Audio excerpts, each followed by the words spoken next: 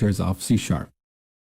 It stands for Language Integrated Query, and it gives the capability to query objects in C# natively. So with LINQ, you can query objects in memory like .NET collections, you can query databases, you can query XML, and you can query ADO.NET datasets. Querying .NET collections or objects in the memory is often referred to as LINQ to objects. Querying databases is often referred to as LINQ to entities. Querying XML is often referred to as LINQ to XML, and querying ADO.NET datasets is referred to as LINQ to datasets. Now, this is a comprehensive topic and is beyond the scope of this video. Especially LINQ to entities, which is used in Entity Framework, is a big topic, and it needs its own course. I'm actually planning on releasing a good comprehensive course on Entity Framework, so if you're interested, make sure to stay tuned. Now in this video, I'm going to show you the basics of LINQ and get you started. I'm going to cover a lot of ground, so you have a good understanding of LINQ and what problems it resolves. So let's jump into code. Here in this project, I've got a simple book class with two properties, string title and float price. I also have this book repository, which has one method called getBooks, which returns an IEnumerable of book. Basically, I have hard-coded a few book objects here in a list. So here I'm returning a new list. This is a generic list of books. I'm using the object initializer syntax here to immediately initialize this list.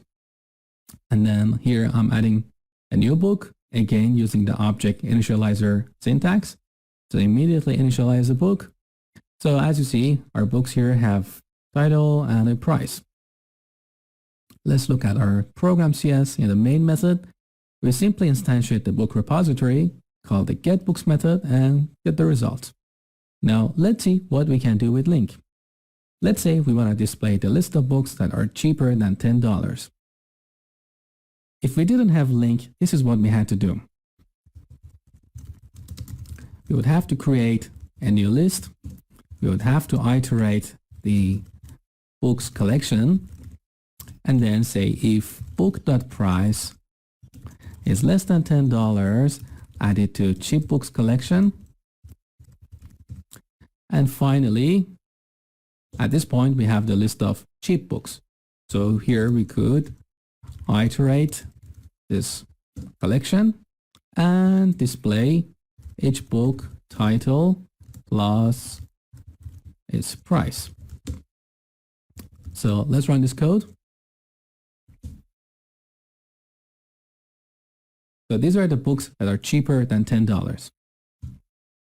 Now, with LINQ, we can get rid of this piece of code here and do it with one line of code. So how? All we have to do is to say var cheap books equals books dot take a look at these methods here. These are extension methods, and you should be familiar with extension methods. So if you skip that video, make sure to watch it first. And here you see that these extension methods are defined in a namespace here, LINQ. So let me show you a method here where we use where to filter collections. Here I'm using resharper, and as soon as I use the where method here, resharper immediately added a reference to system.LINQ for me. If you're not using resharper, you have to manually add a reference here. Now let's take a close look at the where method. The where method takes a func of book and bool. Remember func? It's a delegate. It points to a method that gets a book as an argument and returns a Boolean value. And this is what we call a predicate. So the job of predicate is to get a book, assess some condition, and if the condition is true, returns that book such that it will be added to the output. So whenever we see func as a delegate, we can use a lambda expression. Remember lambda expression? If you skip that video, make sure to watch it. So a lambda expression is a way to write an anonymous method, and that can be assigned to a delegate like func here. So here, I will write a lambda expression like b goes to b.price is less than $10. So just to refresh your memory, on the left side of the lambda operator, we have the argument, and on the right side, we have the actual expression. So this is like an anonymous method that gets B, which is a book, as an argument and executes this condition here. Well, it's more accurate to say evaluates this condition. So if the condition is true, that book will be added to the list of filtered books, which will be cheap books. So with this line of code, we can easily get the list of books that are less than $10. Let's run the application. There you go. We got the same list of books. Now let me show you another method here. LINQ also has a method called order by, an order by descending, and this is used for sorting collections. This method gets an argument of type func of book and t-key, which is generic. So again, this is a delegate that takes a book, and then here we need to specify the property of the book on which we would like to sort the collection. So I can write a lambda expression here saying b.title. Let's sort them by title. Now what we can do here, which is extremely powerful, is we can chain these LINQ methods. So here I can put order by right after where. In this case, I am filtering the list of books here and then ordering them by title. Let's run the application again. Note that the list is now sorted by title. LINQ also has another powerful method, and it's called select. And select is used for projections or transformations. Let's say we want to iterate the list of books, and for each book we would like to convert it to another object. Or maybe we would just like to select one of its properties as a string. Let's say we get a book and select its title. So here, if we call this method, the result here, if we hover over var, look, the result is an IEnumerable of t, and t is a string. So with select here, we are converting a list of books which have been previously filtered and sorted. We're converting that to a list of strings because we are only selecting the title of the book. So now that we iterate this cheap books collection, we don't have this title and price properties anymore because book is now a string. So let me comment this out. Console write line, book. Let's run the application. So we just got the title of the books. Now in building real-world applications, sometimes the lambda expressions you write here get a little bit complex. So there is a common convention to lay out your LINQ methods here, and that is to lay them out like this.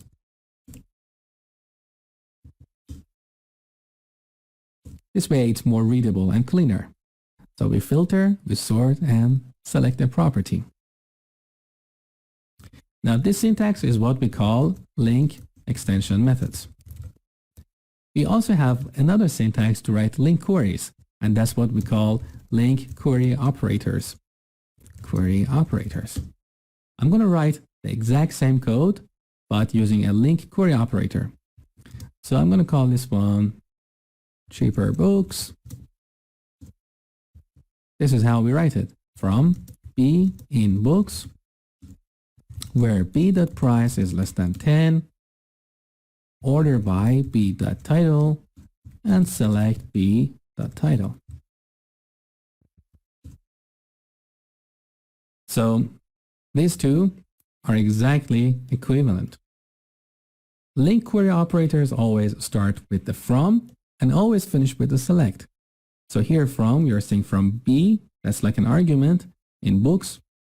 Now we filter by b.price, we order them by b.title, and then finally we select b.title. Or we could just return the actual book object. In this case, we'll get a list of books. If I hover my mouse here, you see we get an I-ordered enumerable of t element, and t element is LINQ.book. Which syntax you use, it's, I would say, purely personal choice. In terms of power and flexibility, this syntax is more powerful because internally, all these keywords translate to these extension methods here. And you'll find that in more complex scenarios, there are not keywords for every extension methods that you have here. but also in other scenarios like when you are doing a group by or grouping lists. I think this syntax is more friendly and cleaner. So there is no right or wrong, it really depends on the situation and on your personal choice. Now for the rest of this video, I'm gonna just stick to LINQ extension methods and show you some really cool extension methods that make your life much easier. So I'm gonna get rid of this stuff here. And actually I will delete this here as well. We'll look at more examples in a second. So let's take a look at our list here. Here we have a book called ASP.NET MVC. Let's say we want to return only that book. The where method you have seen so far returns a list of books, an IEnumerable. But if you want only a single object in the result, that's when you use the single method. So single has pretty much the same argument as the where. It gets a function of book and bool, which is a delegate, and you can use a lambda expression here. So I would say, give me the book whose title is ASP.NET MVC. And I call it here book. Let's put that on the console, book.title. Let's run this. So here's our book. Now let's see what happens if I add something here. So obviously we don't have a book by that name. When I run this, the application crashed. We got an unhandled exception. Invalid operation exception. Sequence contains no matching element. This is one of the errors that you see a lot when working with LINQ. So single method expects that there must be one and only one object in your collection that satisfies this condition. Now, if you're not sure if that object exists or not, you can use single or default. The difference is if there are no objects matching this condition, default will be returned, which in this case would be null. So my book object here will be null, and I cannot access the title property. Let me just show you that book is null is true. Let's run this. There you go. So book is null. We also have a few other similar methods to single. One of them is first. Now first is used to get the first object in a collection.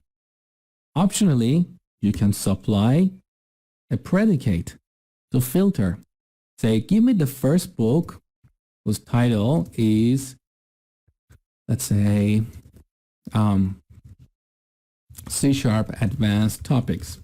Let's take a look at our book repository here. See, we have two books called C# Advanced Topics, and I want to get the first one. So I use the first method here. And here, let me uncomment this and also add the price of the book. Now let's run the application. So we got the book that is called C# Advanced Topics and it's $7. Let's look at our book repository. See, we have two books here and the first one is $7. Similarly, we also have a first or default. And this is similar to single or default. So if there are no books that match this condition, this method returns null instead of throwing an exception. We also have a method called last or default. And you should guess what they do. So let's try this one. Let's run this. So in this case, I got the book that is $9. Another useful LINQ extension method is skip and take. What are these? These are used for paging data. So with skip, you're saying skip 2 records or 2 objects and take 3. Let's see if it actually works, because here I've got 1, 2, 3, 4, 5. That's fine. So it's going to skip the first 2 and return the next 3. So let's run the application. Now this method returns an IEnumerable of book. So this should be books. Oops. And I would, the name is conflicting with this books here. So I'm going to call this paged books. And I would iterate the collection, paged books, and put the paged book title on the screen. Let's run this. So we got ASP.NET Web API as well as C# Advanced Topics. Let's double check. So we skipped 2 objects here and we got 3 objects. So skip and take are pretty useful. We also have a bunch of aggregate functions like we have in SQL. For example, let's say you would like to count the number of books. And of course, this is not going to be paged books, this is going to be count. And let's just put that on the console. So we have totally 5 books. We also have a useful method here called max, which is used to return an object that is assumed max of something in a collection. So in the list of books, what does max mean? We kind of have to give it a meaning. In this case, take a look at them. Arguments, we can pass a delegate that takes a book and returns some value here. So what I can do is say return a book that has the highest price. Let's run the application. That's $12. Well, count is not a good name. That max method is returning actually the price, the highest price, not the book that has the highest price. So that should be called maximum price. Similarly, we can have minimum price. Tell me how much is the cheapest book. Sorry, I forgot to put that on the console. So this one is going to be minimum price. So minimum price is $5. So max, min, count, and we also have sum. Let's say we would like to sum this collection based on the price of books. And we call this perhaps total prices, which actually doesn't make sense in this case, but I'm showing you as an example. So the sum is $42.99. So what I wanted you to learn in this video were these extension methods here. Books.where to filter and return a list of books that match a given condition. Or you can use single to return only a single book that matches a given condition. Or single or default, which is safer to use because single, if it cannot find any books that matches the given condition, it throws an exception, whereas single or default returns null. So these are for filtering. We also have first as well as first or default, which is safer. We also have last as well as last or default. We also have a bunch of aggregate functions like min, like max, like count, like sum. I think we even have average. There you go. So you can pass a delegate, say, give me the average of the price. We also have this useful methods here, skip and take, which is used for paging. Now, the beauty of LINQ is whether you're querying objects in the memory, or you're querying XML, or you're querying database, you keep using LINQ like this. You don't have to learn XQuery to query XML, or you don't have to learn Transact SQL to query databases.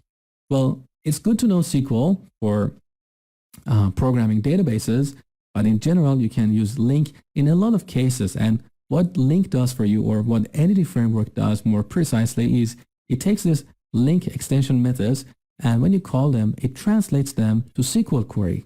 So you never have to go and create a store procedure. Again, this is a very comprehensive topic and is beyond the scope of this video.